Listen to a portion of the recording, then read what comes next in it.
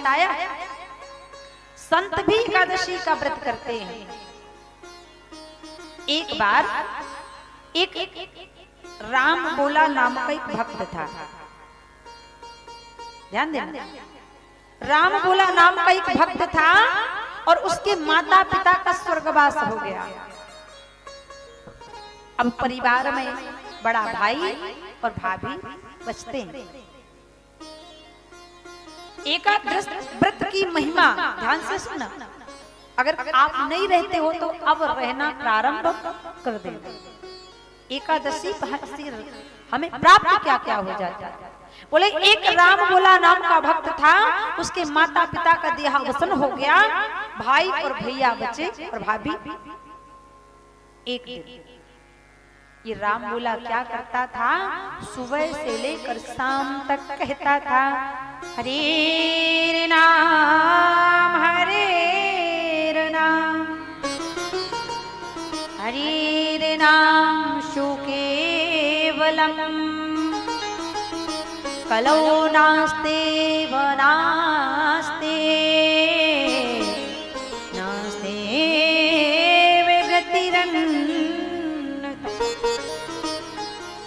सुबह से शाम तक केवल भगवान का नाम लेता था, जो कुछ मिल जाए तो खा लेता था। भजन, क्योंकि सोच ले और समझ ले प्राणी, भजन बिन तेरी ये सोनी जिंदगानी। अब भैया भाभी ने एक दिन कहा तुम करते कुछ नहीं हो, काम के ना काज के, दुश्मन अनाज के, पड़े पड़े खाते हो, निकल जाओ घर से, अब कभी अंदर मत आना। अब बेचारा गया और जा करके सरयू माता के किनारे बैठकर रोने लगा। आये रे विधाता विचित्र तेरी माया है। ए भगवान, आपने मुझे घर से बेघर कर दिया, मेरा कोई रक्षण करने वाला नहीं। वह राम बोला भक्त रोने लगा। उसी समय महात्माओं की टोली चली आ रही थी और महात्माओं की टोली गाते चली आ रही थी।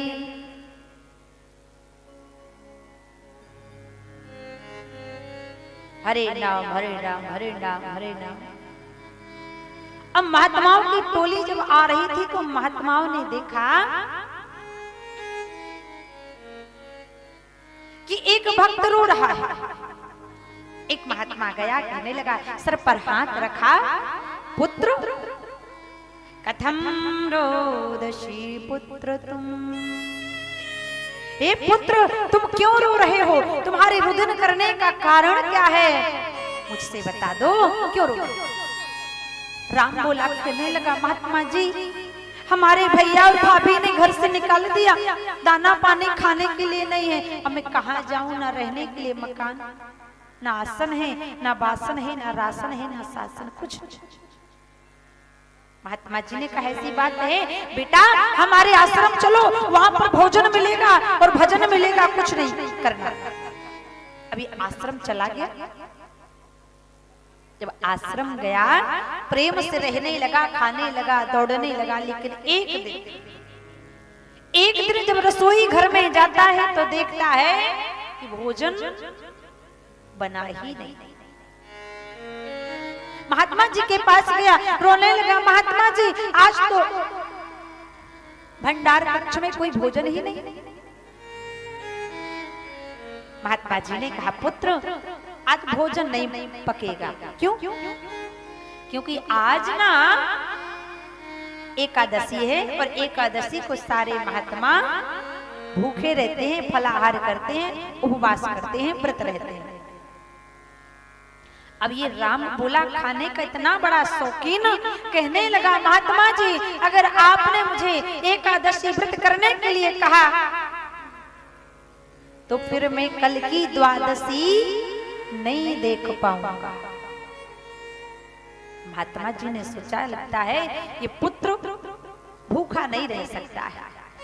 कहा ठीक है, अगर तुम उपवास नहीं कर सकते पुत्र तो जाओ क्योंकि जो संतों का हृदय होता है वो बड़ा कोमल, इसलिए तो कहते हैं संत हृदय नाव नीत समाना, संत हृदय नाव नीत समाना।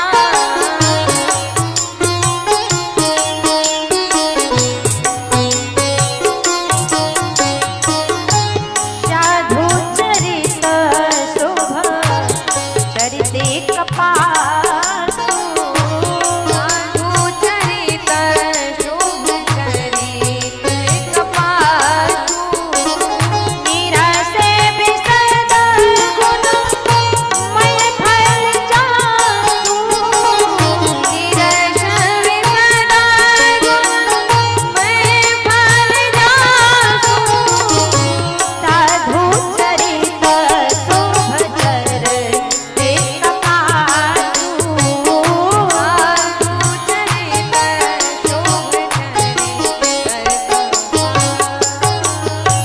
कहा महाराज, महात्मा का जो हृदय होता है बड़ा कोमल होता है। साधु चरित शुभ चरित कपास, नीरस भी सद्गुण मय फल जासु, गुणमय फल जासु। संत का हृदय बड़ा कोमल होता है। महात्मा जी ने कहा पुत्र अगर तुम भूखे नहीं रह सकते तो जाओ 1 किलो आटा ले जाओ, घी ले जाओ, आटा भाटा लेकर जाओ और जाकर के आश्रम में तो बनता नहीं, आश्रम के बाहर जाकर बना के खा लेना, लेकिन जब खाने लगना पुत्र तो मेरे ठाकुर को भोग जरूर लगा देना। वो भगवान का इतना बड़ा भक्त था, इतना भोला भक्त था, क्योंकि भगवान कभी अमीर को प्राप्त नहीं हुए, भगवान कभी अहंकारी धनवान को प्राप्त नहीं हुए, भगवान तो प्राप्त झोपड़ी में रहने वाले भक्तों को हुए। बोल कागा बोल मेरे राम कब, और दुखिया की झोपड़ी के भाग खुल जाए। शबरी के पास भगवान है। आज 1 किलो आटा भाटा लेकर गया, सरयू मैया के किनारे जाकर बनाया, भोजन बनाया। जब भोजन करने लगता है याद आ जाता है पूज्य गुरुदेव ने कहा था ठाकुर जी को भोग लगा देना। इतना भोला था, सोचने लगा कि ठाकुर जी आएंगे कनक भवन से निकलकर धनुष बाण लेकर और मेरा ये भोजन खाएंगे। बुलाने लगा, देखो भावना में अगर भाव तो भव से बेड़ा पार है, भावना में भाव नहीं तो सबकी भावना ही बेकार है। यह भक्त भाव से भगवान को बुलाता है, कहता क्या है, बुलाइए जरा भाव से राम जी को। जैसे भक्त ने बुलाया कि राजा राम आइए, अयोध्या नाथ आइए, मेरे भोजन का भोग लगा जाइए।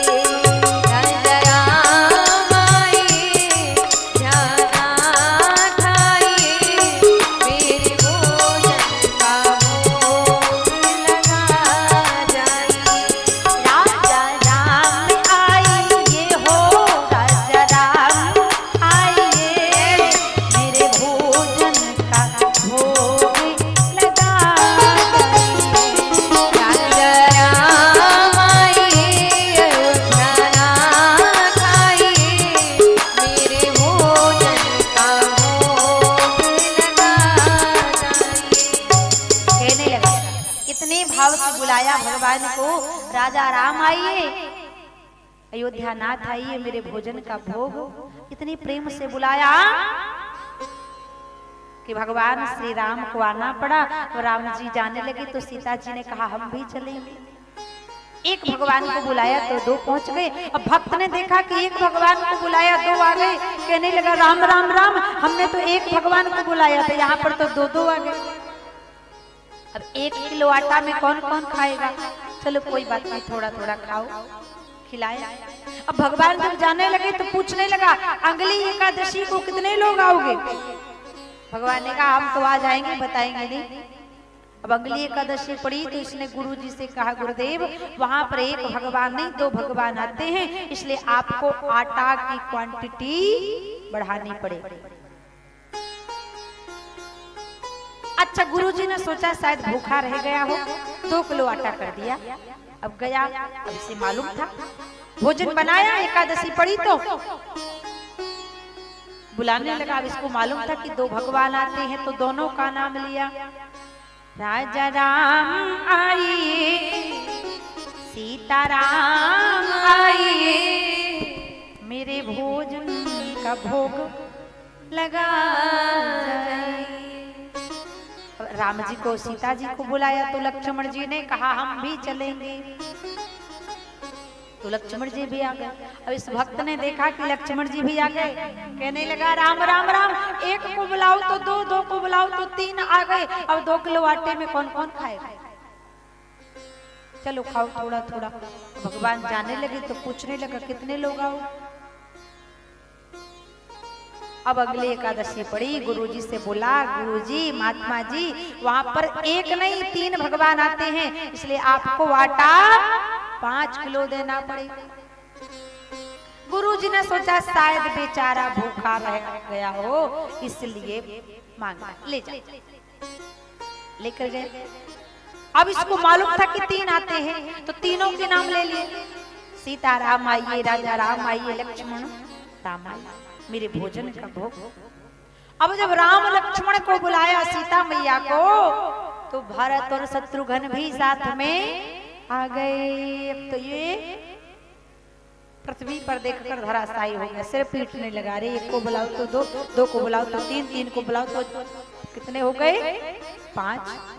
अब 5 किलो आटा में कौन कौन खाएगा, लगता है मैं भूखा ही मर जाऊंगा। तब क्या किया, बोले ठीक है थोड़ा थोड़ा खाओ। लेकिन जब भगवान जाने लगे तो पूछने लगा कब आओगे, कब आओगे, और ये तो बता दो कितने लोग आओगे। भगवान ने कहा बताएंगे नहीं या आ जाएंगे। अच्छा ठीक। अब अगली एकादशी पड़ी, अब ये कहने लगा महात्मा जी वहां पर 1 भगवान नहीं 5 भगवान आते हैं, आपको आटा और बढ़ाना पड़ेगा। अब महात्मा जी ने सोचा ये इतना छोटा सा 10 किलो आटा बढ़ाने के लिए बोल रहा है, 10 किलो खा जाएगा क्या। निश्चित है कि कहीं ना कहीं आटा को बेचता होगा। गुरुजी ने कहा इसे दे दो आटा, लेकिन इसका पीछा करो कि ये करता क्या। अब 10 किलो आटा दिया, आगे आगे चेला गया, पीछे पीछे गुरुदेव महाराज गए। अब इसने सोचा कि 1 भगवान को बुलाओ तो 2 आते हैं, 2 को बुलाओ तो 3, 3 को बुलाओ तो 5 आ जाते हैं, इसलिए काम करता हूँ आज मैं भोजन बनाता ही नहीं, देख लेता हूँ, पहले बुला लेता हूँ कितने आते हैं, उस हिसाब से फिर आगे कार्यक्रम चालू होगा। अब इसने बनाया नहीं और बुलाने लगा। क्या कहता है, जरा भाव से आप भी बुलाओ ना, भाव से बुलाओगे तो आपके घर में भी कन्हैया को आने में देरी। थोड़ा भाव दिखाते हुए सभी गाए, सीता राम आइए, लक्ष्मण राम आइए, मेरे भोजन का भोग लगा जाइए। सीता राम आइए, लक्ष्मण राम आइए, मेरे भोजन का भोग लगा जाइए। राजा राम आइए, हो सीता राम आइए,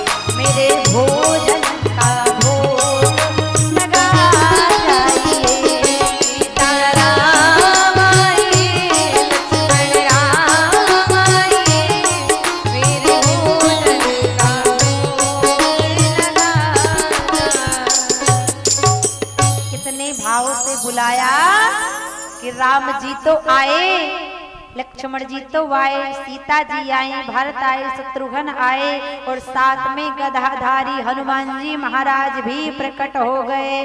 बोलो लाल जी सरकार की जय हो। भगवान ने कहा भैया भोजन कहाँ है, खिलाओ, भूख लगी है। भक्त ने कहा हमें तो मालूम था, एक को बुलाओ तो दो को लाते हो, तीन को बुलाओ तो पांच को लाते हो, अभी तक तो भगवान ही आते थे, अब तो आप बंदर को भी ले आए हो, इसलिए हमने बनाया ही। ये रखा है कच्चा, अब बनाओ और हमें खिलाओ और खुद खाओ और फिर जाओ। भगत के बस में है भग। आज देखो गुरु जी देख रहे हैं वृक्ष के ओट से शिष्य क्या कर रहा है। यहाँ पर सीता माता रसोई संभाल रही, लक्ष्मण जी जंगल से लकड़ी ला रहे, भरत जी बर्तन साफ कर रहे और हनुमान जी अपनी पूंछ से झाड़ू लगा रहे। इसलिए तो सब भक्त मिलकर कहते हैं ये सारा दृश्य शिष्य को दिख रहा, लेकिन गुरु जी को ये दृश्य, क्योंकि भगवान उन्हें कभी नहीं दिखते जिनकी आंखों पर पर्दा पड़ा होता है। अब गुरु जी ने देखा कि काम अपने आप हो रहा, करने वाला कौन है वो दिखाई नहीं दे रहा। बोले बेटा एक बार मुझे दर्शन करा दे, और शिष्य के आधार पर गुरु को भी भगवान नाम संकीर्तन दर्शन प्राप्त हुआ। इसलिए कहते हैं शिष्य ऐसा चाहिए गुरु को सर्वस्व दे, गुरु ऐसा चाहिए जो शिष्य से नहीं ले। ऐसा नहीं लोभी गुरु लालची चेला, दोनों नरक में खेलम। इसलिए भक्त क्या कहते हैं, आज भगवान भक्त के लिए खुद भोजन बना रहे हैं। इसलिए सारा विश्व कह रहा है भगवान को, भगत के वश में है भगवान, भगत के वश में है भगवान, भगत के वश में है भगवान। जरा ताली बजा के भाव के साथ।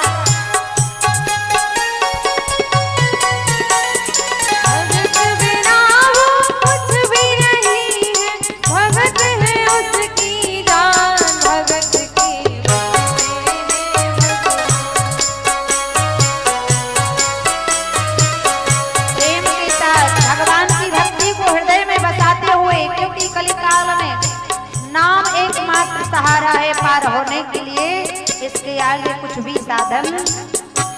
भगत के वश में है भगवान, भगत के वश में है भगवान।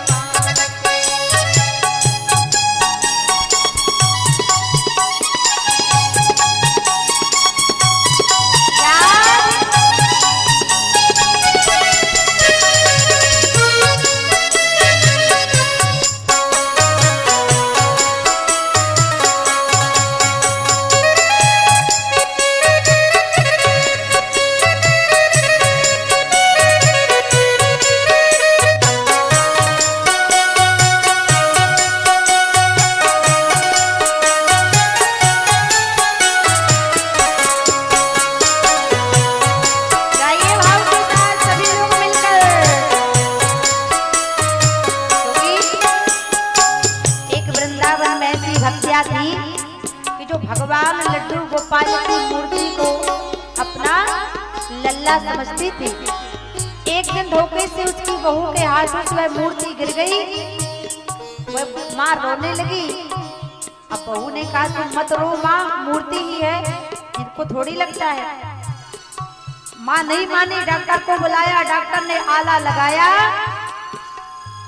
और जब ठाकुर जी की छाती पर आला उसने लगाया तो मूर्ति में प्राण थे और मूर्ति की धड़कनें चल रही थी। इसलिए कहते हैं अरे वो प्रेम दीवान जैसे रोज वृंदावन डोले, कृष्ण को लल्ला बोले, कृष्ण को लल्ला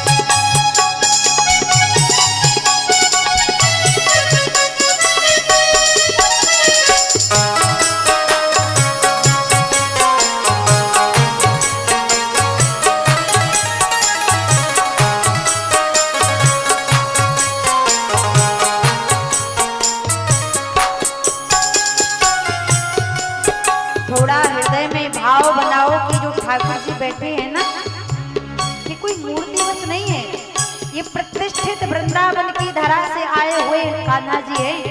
इनके सामने बैठकर आप जो भी मांगोगे वह प्राप्त होगा। चाहे बहू को लड़का मांगो, लड़की का विवाह कराओ, या बरत केला में मकान बनवाओ, या फिर मोक्ष मांगो, जो भी मांगो।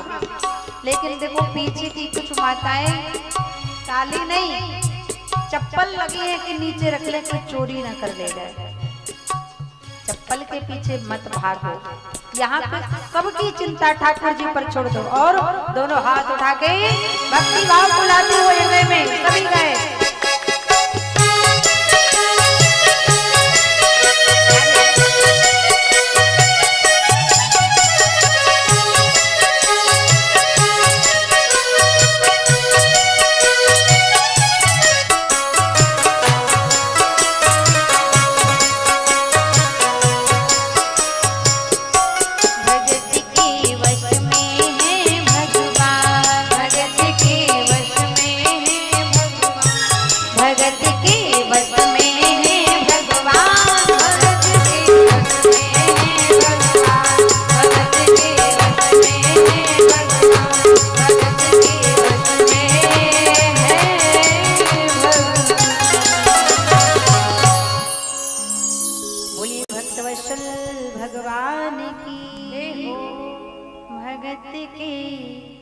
वश में भगवान, भगत के वश में भगवान।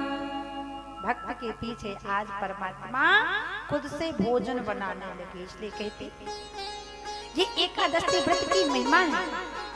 जो भी एकादशी का व्रत प्रेम से, भाव से, उल्लास से पति पत्नी मिलकर करते हैं, उनके घर में किसी चीज की कमी नहीं होती।